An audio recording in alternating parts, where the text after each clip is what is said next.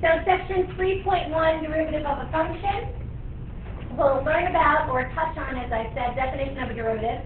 We're going to clarify some notation that we use for derivatives. And the key thing that I want to focus on today, which tends to cause some trouble, is the relationship between the graph of f and f prime. So given a graph of f, you should be able to sketch a graph of f prime. Given a graph of f prime, you should be able to sketch a graph of f. And it just takes a little practice being able to work back and forth with those. Graphing the derivative from beta. There is an example in your book with that. I did not go into a great deal of detail. You get more practice with that in our lab, like you just did with the grid from the headline, using data and then drawing conclusions about the derivative. And then one-sided derivatives we talked about once already in class, so we'll talk a little bit more about that. All right, notation. Many ways to denote a derivative, and they each have different benefits and things that don't work as well for that type. So when we talk about the derivative, first off, what is the definition of a derivative? Limit. As h goes to 0 of f of x plus h minus f of x all over what? H. There we go. And if I want the definition of a derivative at a point, how is that different? Put in x. We plug in what x is, so we would have the limit as h goes to 0. So if we want it at x equals a, we would have f of a plus h minus f of a all over h. Here we'll get a number or a value. Here we'll get a function.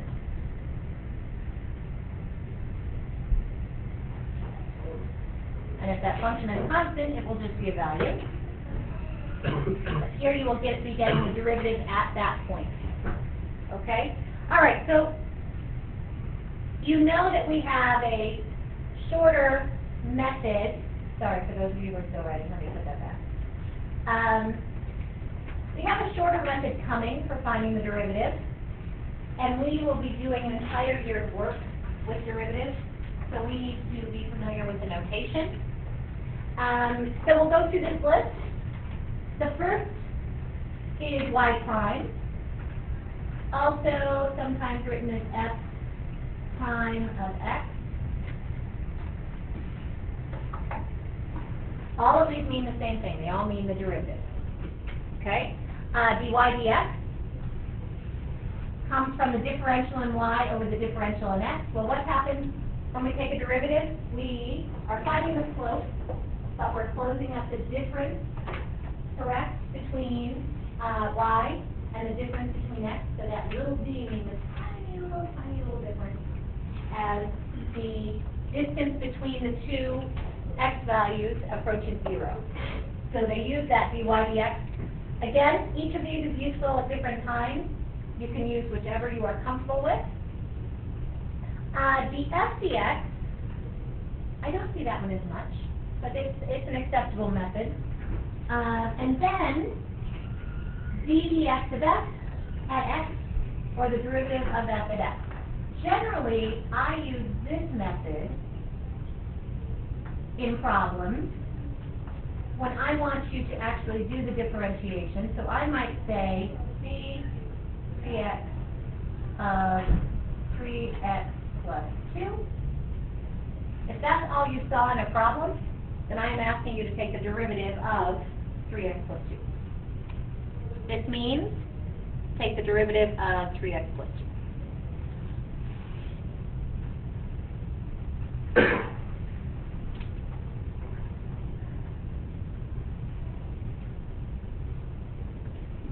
Okay? As I said, this chapter will have you taking more derivatives using the definition. There's a few of those in your homework, but we've done that a lot, so I'm not going to take more time in class on that. Am I okay to move on? Okay. All right. So what I would like to focus on today is thinking about what the graph of f prime will look like if we're given a graph of f, and then what the graph of f would look like if we're given a graph of f prime. So here's my f of x, which looks like what function? Looks like x cubed. And the derivative of x cubed, does anyone know what that is? X squared. It's something related to x squared, but it should be an x squared function. Probably 3 important. Okay, which we'll see in a little bit. But it should come out to be 1 degree less if we're dealing with a polynomial. Now, many of you have been asking, can we use the power rule? Can we use the power rule? You can't until we prove it with our definition of the derivative. And what you need to realize is the power rule is one rule for derivatives. There are many. The power rule works for polynomials, but it does not work for logarithmics. It does not work for exponentials. It does not work for cosine and sine, trig functions. So the power rule is just one tiny little rule for derivatives. And if I said, yes, you could start using it, you'd be trying to apply it everywhere, and it just does not apply. So we're going to get there, but we do know, at least from things that we have seen, that the derivative of f will be x squared when f is x cubed. So what's another word for derivative? Slope. So the key thing to think about when you're trying to picture what f prime's graph will look like is the slope. So tell me about the slope at that point. If I were to draw the tangent line there, it would have positive, negative, small, or large slope. Would it be positive? Would it be largish or small? It's pretty steep, right? It's pretty steep there. So this is a large positive. All right, how about here? Slope would be smaller but still positive. So, if I'm coming up this way, all right, here. So each time we're thinking about if I drew in the tangent line, will my tangent line have a positive or negative slope? So this, it would still have a positive slope, and it would be still moving to be even smaller, correct? Not as steep. So this is a smaller positive. Okay, what about here? What's that slope if I draw the tangent line there? Looks like it's going to be 0. Looks like the tangent line would be flat. So the slope would equal 0 there. All right, and then what happens? Here. Positive or negative slope? Positive. Small or large? Small. And then what happens here? Larger positive. And here I say larger still. Large positive. Everybody okay with what I'm doing there? Okay. So you can kind of see what's going to happen. So if I were to graph f prime, we need to remember that above the x-axis, f prime is positive, and below the x-axis, f prime is negative, correct?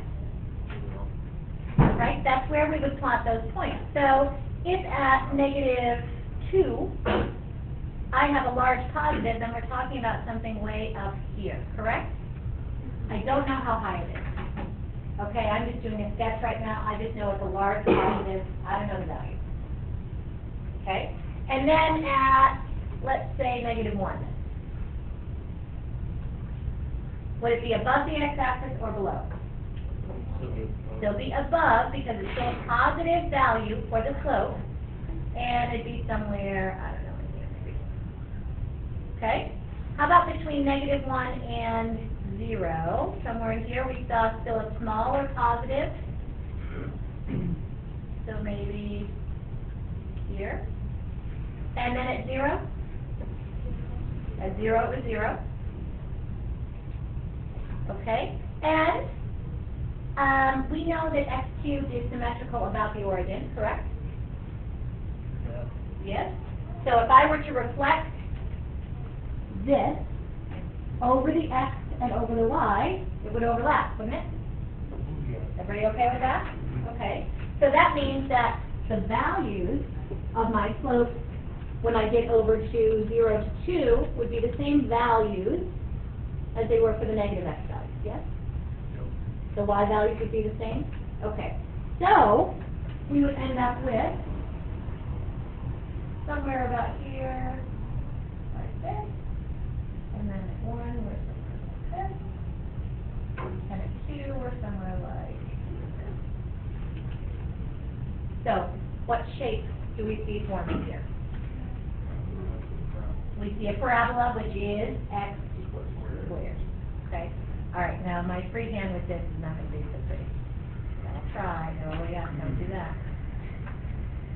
There. This is the hardest part of my job. I don't think I can do this. Okay, don't. I'm going to hit it. I got it. And there. No. There. So you know what you do? You just make the dot bigger. Then hit all of them. There we go. Oh dear. Okay. Woo! Thank you, that's the idea. Mine, I have a tool for my freehand is no good. Alright, so we see, eyes up here, when we started with x cubed, and we thought about the derivative, and we sketched the derivative, we end up with an x squared function. It'll have some multiplier in front, but that is the way we need to think about how to draw f prime when we are given f. Think about what the slopes are. If it is a positive slope, then I'm going to be graphing that value for the slope above the x-axis. If it is a negative slope, then I'm going to be graphing it below, because f prime would be negative. Okay? Questions on that one? These take some practice, and you will get that practice. Okay, now the other direction. Take a second, add this into your notes. We're going to fill in some information, important information over on the right.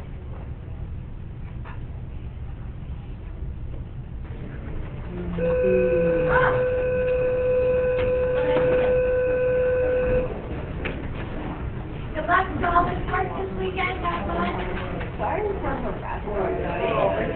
Yesterday, I was like, if you're playing basketball, I will like call you.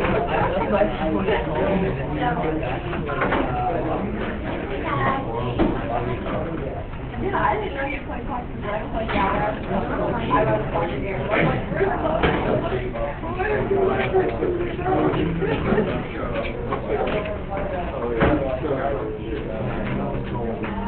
You're ready?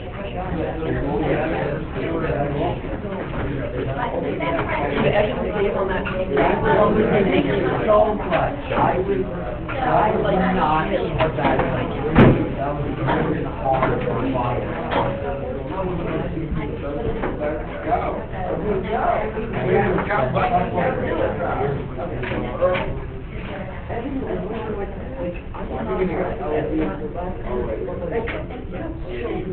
Bye all. Have a good weekend.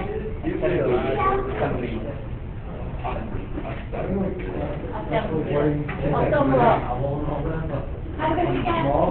Thank you. Hi, Nathan. Happy Friday. No, you can't be tired. It's Friday. Your head goes down every day in here. Come on. Give me a well-rested Friday.